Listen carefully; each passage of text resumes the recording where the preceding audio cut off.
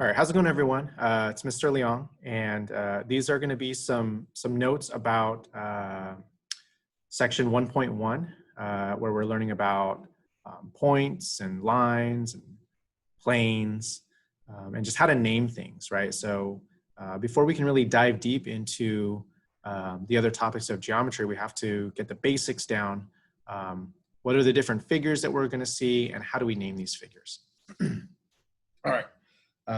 So these are just a couple questions that I've chosen just kind of to illustrate how to name things. So we have a figure here.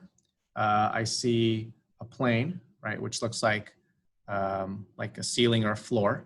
I see a couple lines, one that goes through the plane, right? That's what the dashed lines mean, that it's gone through the plane, and then one that's on the surface of the plane. And then I see all these points. Some of the points are on the line, some of the points are on the plane. All right, so the first question is, let's give two other names for the line CD. Okay, so let's highlight that line. Okay, so I can find the points C and D, and then I can highlight the line that goes through those points. Okay, and the highlighter kind of covered it up, but it has two arrowheads, right? So that line extends forever in both directions. Okay, so we can name lines by choosing any 2 points on the line. Well, there's only 2 points that are labeled C and D, but the order doesn't really matter. So I can call that line DC with the double arrowhead above it. Okay, we can also name lines by using lowercase cursive letters. And if you saw here at the end, or near that arrowhead, there was a lowercase m, right? So we could call it line M. Okay. All right. Let's give another name for the plane, capital M, right? So this capital M is for the plane. There's no point there. It's not point M, it's plane M. Okay. But the traditional way of naming planes is to pick 3 points on the plane. Okay. And we want to pick 3 points that are non-collinear, right? So that aren't in a line. Okay. So I couldn't choose A, C, B, although those 3 points are on the plane. They are collinear. Okay. I have to choose 3 points that are not collinear. So I could choose A, E, B. So I can call it plane AEB. I could name it plane CEB. We could name it plane ACE. Okay, any 3 points as long as those 3 points aren't all aligned. All right, next let's name 3 points that are collinear. Okay, so 3 points that all fall on the same line. Okay, and that would be A, C, and B. All right, so points A, C, and B are collinear. Okay, and then let's find a 4th point that's not collinear, meaning not on that line. Okay, so let me highlight that line first. Right, so A, C, B, all on the same line, they're collinear. Okay, now find a point that's not on that line. Well, you have 2 options. You can choose E or D. Either one is correct. Okay, so I'll do point D. Is not collinear. And then ACB are collinear. All right, question 4. Name a point that is not coplanar with points ACE. All right, so points ACE are on this grayed out plane. Okay, so we need to find a point that's not on that plane, right? That's either floating above or floating below that plane. And we can see that point D is above the plane. Okay, E is on the plane. Okay, it's not in line. Well, we already know E is on the plane. It says ACE. All right. Let's move on to these ones here. What's another name for the line PQ? All right, so there's PQ, so this is the line they're referring to. So we could call it QP, right? You can just switch the order of the points, okay? Because it's double arrowed, it doesn't matter what order you name it. Or in this case, there's a lowercase letter there next to the arrowhead, and so we can call this line J as well.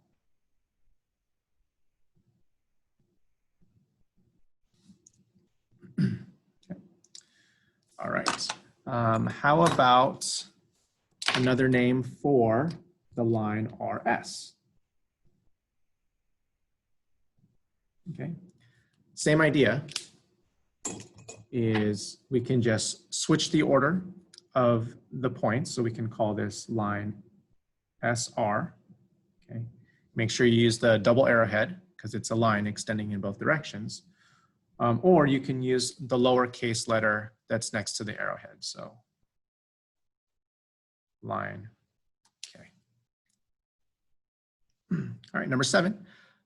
Let's name all the rays with endpoint T. So a ray is different from a line, right? A line extends forever in both directions. A ray only extends forever in one direction. Okay. Now we want rays that have an endpoint of T. So T is right there in the middle. Okay. All right. So we could do the ray that extends straight up from T. We could do the ray that extends straight down from T. We could do the ray that extends to the upper left. And we can do the ray that extends to the lower right. So there's actually 4 rays that all originate at point T, and then they just shoot out in different directions. Okay. Now, we got to be careful when we name rays because here the order matters. You always start with the letter or the point that the ray originates from. Okay. So all these rays are going to start with the letter T. Okay. So we have TR. Okay, and notice we're using a single arrowhead. Okay, so the ray originates at T and extends forever past R. Okay, we have the ray TS. Okay, that's the ray that shoots down. Okay, we have the ray TP. Okay, which is in orange here, and then we have the ray TQ. Okay, the one that shoots down to the right. Okay, so when we name rays, we use a single arrowhead. Okay, and the arrowhead goes over the letter, which shows the direction that the ray is going. Okay, and then you don't put an arrowhead above the other letter because that's just a point. It's not extending past that point. Okay, number 8, on the diagram, draw planes M and N that intersect at line K. All right, so drawing planes is a little bit of a challenge. You gotta, try to draw in 3 dimensions. So let me just draw a rectangle right here.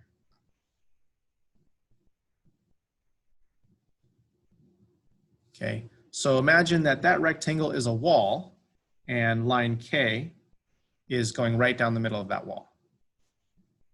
Okay, and now I'm going to draw another wall. Okay, it's kind of hard to see, but I drew it at an angle. So these 2 walls, right, these 2 planes intersect right here in the middle. Right? If you had a bird's eye view, you'd be looking at a cross, right, with line K going right down the middle. Okay. All right, so I don't think we're putting a whole lot of emphasis on planes at this point, okay? So right now, just kind of focus on the lines, points, and rays. All right, last 2 problems. We're gonna do some sketching.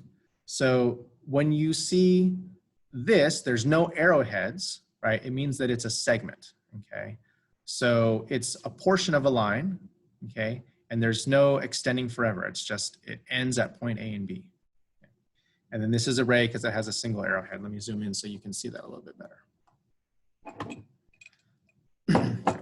So if I look at the letters, right, there's A's, there's B's, and C's. So I know that there's going to be these points somewhere. So let me just start with points.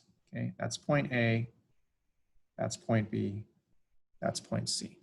Okay, and now I'm going to connect these points using the type of figure that it says here. Okay, so this is a segment figure. There's no arrow.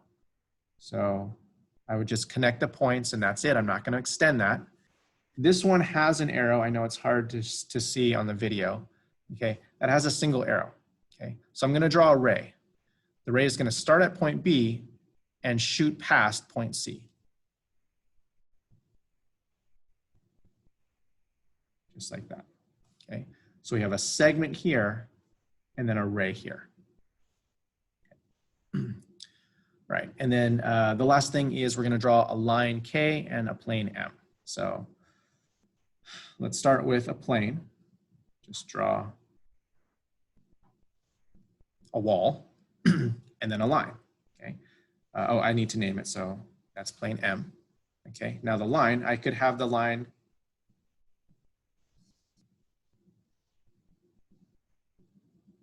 shoot right through the middle of that plane, like puncturing a hole through it, if you will.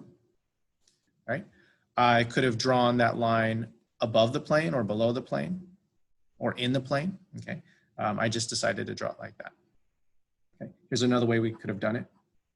So instead of drawing it as a wall, we can draw it as a floor, right? So that's plane M. Think of it as the floor or the ceiling. And then here we can do line K floating above it if we wanted to, right? So now the line and the plane don't touch each other, right? So there's lots of ways you can draw it. We really have a lot of possibilities because it's not telling us how they want the line and the plane to interact with each other. So you can draw them where they intersect at one point. You can draw them where they don't intersect at all. We could also draw them, we'll draw it this way again. So there's plane M, it's the floor, and then I can put line K on the floor. Okay, so the line is basically on the surface of the plane. Okay, so there's one intersection point, no intersection points, and here every point on line K is also on plane M, so there's an infinite number of intersection points. Right? Every point along this line intersects with the plane.